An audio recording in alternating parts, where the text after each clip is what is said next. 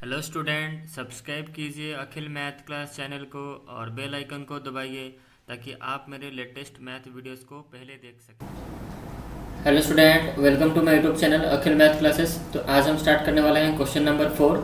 तो देखो question number 4 यहाँ पर क्या लिखा हुआ है।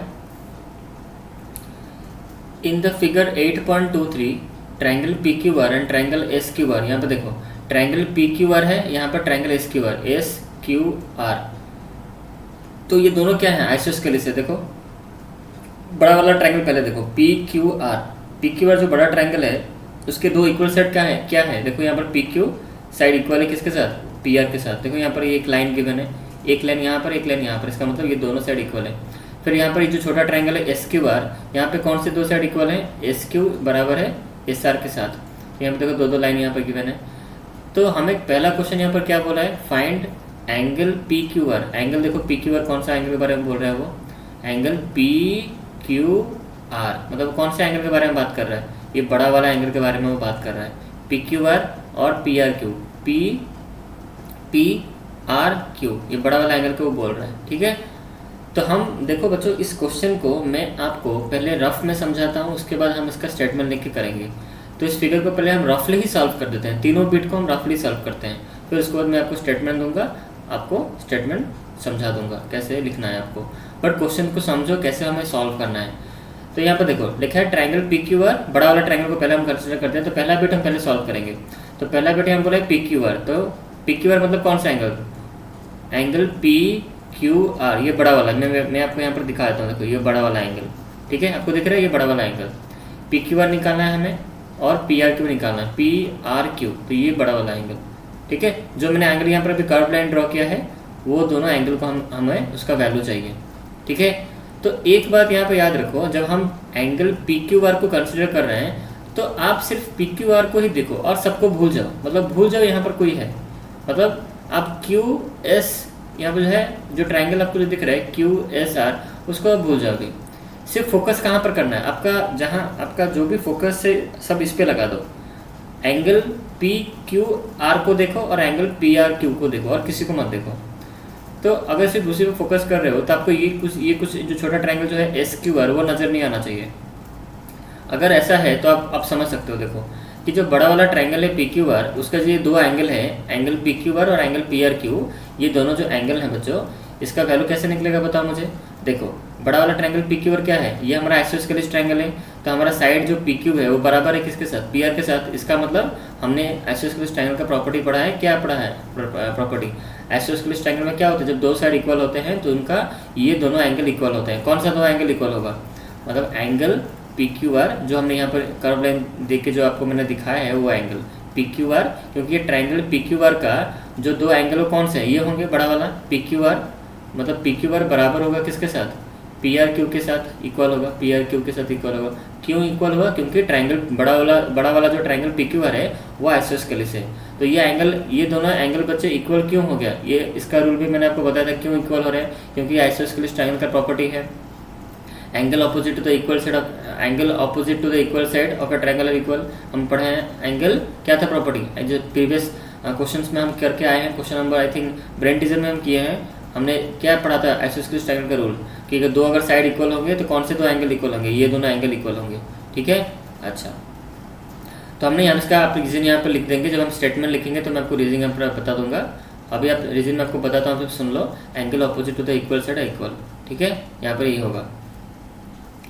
तो अब हम क्या करेंगे, तो हमें ये दोनों एंगल इक्वल मिल चुका है, तो इसको आप x कंसिडर कर लो, x या फिर आप दोनों को इक्वल कंसिडर कर लो। x तो यहाँ पर ऑलरेडी एक वेरिएबल है, तो x कंसिडर मत करो, कोई और वेरिएबल कंसिडर कर लो, या फिर इन दोनों को आप इक्वल ही, इन दोनों के इक्वल नेमिंग में ही रख लो, इन दोनों का इक्वल नेमिंग ही रखो, या फिर इसको आप वेरिएबल के द्वारा भी इसको आप रिप्रेजेंट कर सकते हो।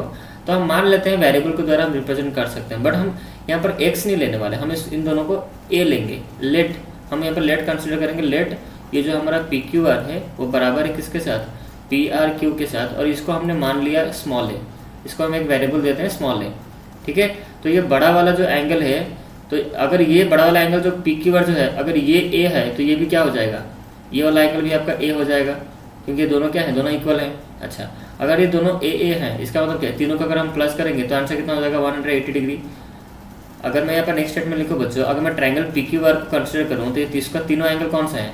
ट्रायंगल जो बड़ा वाला ट्रायंगल हमारा जो पी क्यू आर है, इसके तीनों एंगल क्या है? एक तो एंगल पी है आपका, दूसरा क्या है? दूसरा ये है और तीसरा ये है।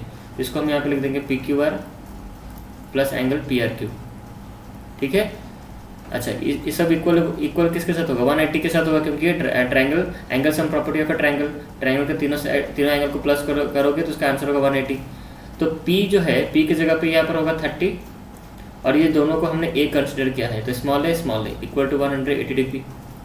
तो इसका अगर वैल्यू निकालोगे तो 2A इक्वल टू कितना हो जाएगा? 180 डिग्री। ये होगा इधर आएगा तो -30। तो यहाँ पर 2A का जो वैल्यू निकलेगा वो कितना हो जाएगा? यहाँ पर ये हो गया आपका 150।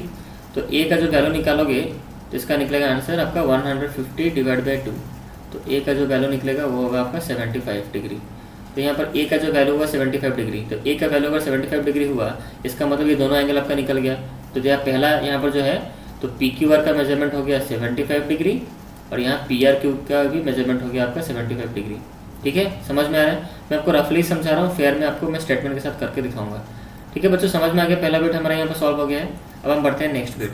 नेक्स्ट बिट यहाँ पर क्या बोला है? Find SQR and SRQ। SQR और SRQ अब खोजो इस फिगर में कहाँ पर। तो इसको हम रब कर लेते हैं, जो हमने यहाँ पर ड्रॉ किया था उसको हम रब कर लेते हैं, इसको हम रब कर लेते हैं। ठीक है,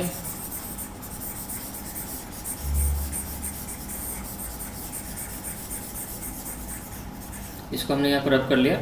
अब हम देखते हैं नेक्स्ट, जो सेकंड बिट जो हम करेंगे उसका हम यहाँ पर ड्रॉ करेंगे। तो पहला बिट, दूसरा बिट SQR खोजो फिगर में। SQR कहाँ पर है?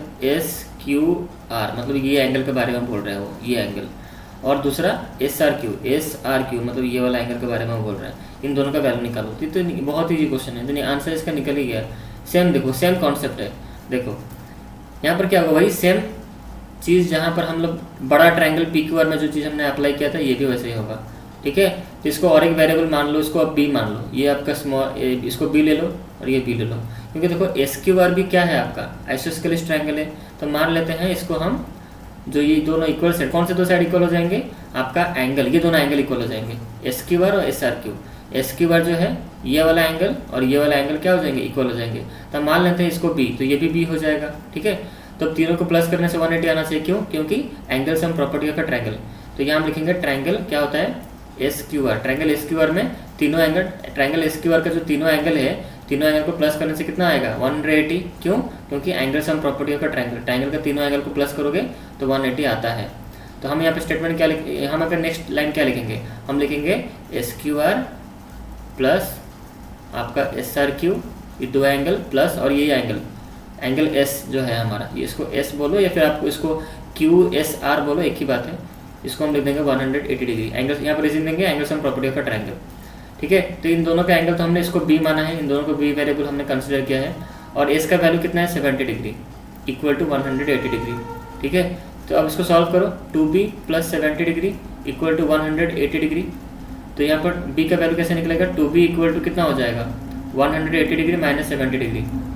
तो यहाँ पर 2B का वैल्यू कितना हो जाएगा? हो गया, ये हो गया आपका 110 डिग्री। तो यहाँ पर B का वैल्यू कैसे निकलेगा? 110 डिग्री बाय 2, तो B का वैल्यू हो गया आपका 55 डिग्री। अगर B का वैल्यू 55 डिग्री निकल रहा है तो यहाँ बच्चों यहाँ ये 55 डिग्री हो गया और यह भी 55 डिग्री हो गया। तो हम यहाँ पर तो B कौन है? कौन सा एंगल? किस एंगल को हमने B कंसिडर किया था? किस एंगल का वैल्यू हमने B रखा है? SQR और SRQ, मतलब ये वाला जो हमसे पूछा है, ये दोनों का एंगल B है ना। SQR को हमने B माना है और SRQ को हमने B माना है। तो B का वैल्यू 55 डिग्री है, इसका मतलब हमारा SQR का वैल्यू भी 55 डिग्री यहाँ पर हो गया और इसका भी वैल्यू हो गया आपका 55 डिग्री। समझ में आ गया बिट 2?